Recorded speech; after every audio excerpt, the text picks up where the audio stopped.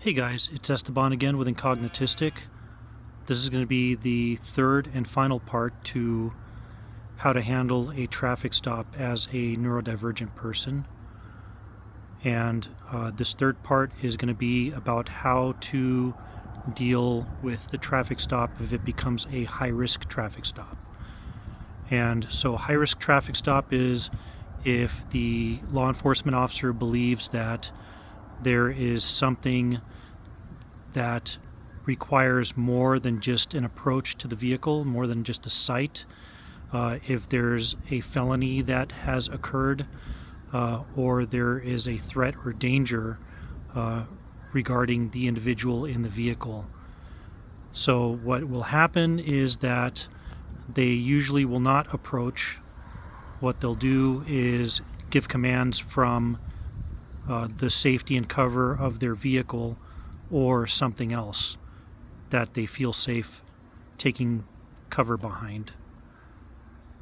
And what will happen is that they're going to give you a series of commands. Usually those commands ask you to turn the vehicle off, to slowly open the door and slowly exit the vehicle. It'll also ask you to turn around once you exit the vehicle. Sometimes they'll ask you to step further away from the vehicle before they ask you to turn around with your hands up. And this is so that they can see if you're carrying any weapons as you exit and turn around. So what will happen next is that they'll ask you to walk a specific direction. Usually they'll ask you to walk backwards, but sometimes they won't. They'll ask you to walk just forward towards them. Either way, just walk slowly, usually with the hands in the air. If you have anything on you that you think that they might believe is a weapon, it's okay to let them know. But if they tell you to turn around or ask you to do something else, if they're mid-command, I wouldn't use that opportunity to let them know.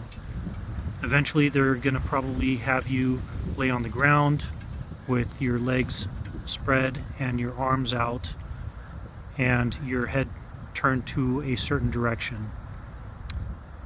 Now, the difficult part in this whole thing is if you're stuck on the freeze mode. And this has happened in the past where a neurodivergent individual is in a vehicle and for some reason they're caught in a high-risk traffic stop and they are in a state of shutdown because they are overstimulated. And this can very well happen. And it has happened. The best way to deal with this, if you're unable to comply with the commands, is to do your best to keep your hands on the steering wheel, not to reach for anything, and eventually they will have to approach you. While you're waiting, if possible, do some breathing. Close your eyes, do some breathing. It's going to be loud.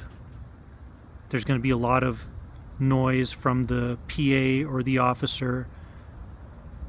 And it's best if you can follow commands. Eventually, what might happen is that they're going to open the door and pull you out of the vehicle and take you into custody.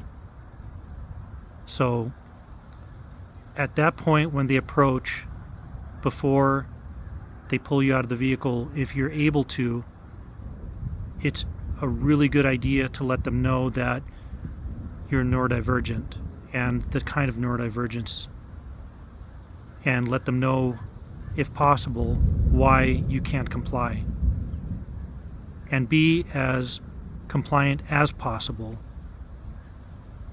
So also, if you're able to comply with all the commands and you're on the ground waiting for the officer to approach and search you, I would also use that opportunity as they approach to let them know that you are neurodivergent and let them know of what kind of neurodivergence you have. And that way you verbalize with them, either way you verbalize with them that you are disabled, and that is why you're not able to comply with their commands 100%.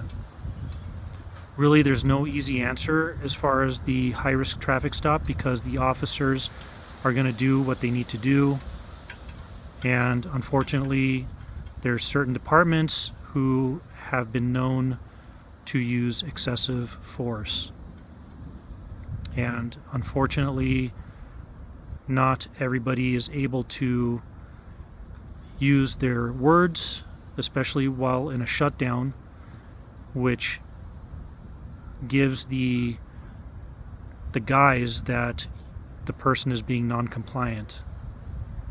So it's definitely being stuck between a rock and a hard place for everybody involved. So if there's anything that you can take from this video, if you're caught in a high-risk traffic stop,